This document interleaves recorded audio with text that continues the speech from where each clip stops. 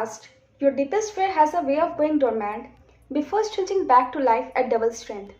You must be vigilant. Hello and welcome to Reacher Readers. I am Muskan Khandelwal and I will be discussing with you Chapter 2, Can't Hurt Me by David Goggins. In this chapter, the author matures and grows significantly as he comes to terms that he must take charge to see positive change in his life. He calls Wilmette Irving a new beginning. He was a contractor from Indianapolis who supported the author after he got rid of his father.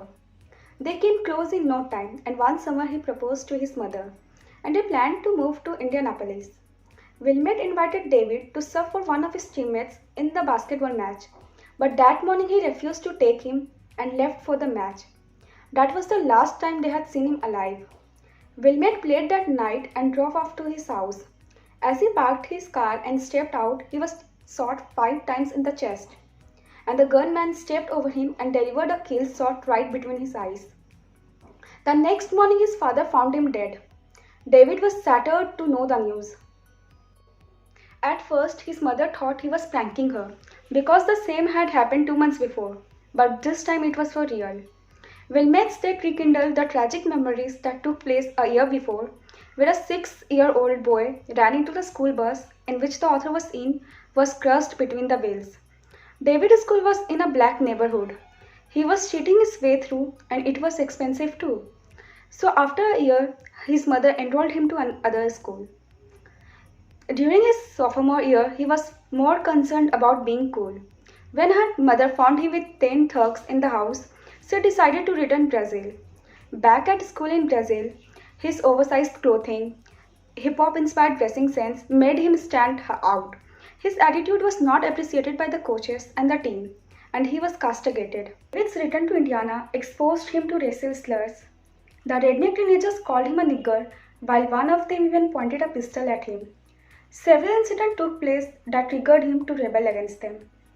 When they spray painted the brown Chevy Citation, which he had received from his grandfather on his birthday, pushed him over the edge. He fell back to black nationalism. He was in pain, but had no choice. Despite this difficult time, he didn't give up. He dreamed of joining Civil Air Patrol, where his grandfather had served as a cook for 37 years. He was fascinated with parasecure and decided to attend the parasecure jump orientation course. He wanted to conquer his past and chart a new future. After receiving a warning from school that he would have to clear his papers to graduate, he took his life seriously. He transformed himself. He shaved his head, changed his dressing style, studied hard, and passed armed vocational aptitude battery test in his 3rd attempt. He started training and faced his fear of running along the streets where the redneck teenager warned him with a pistol. In the end, the author tries to make us understand that whatever be our goal, we need to hold ourselves accountable for the small steps it will take you to get there.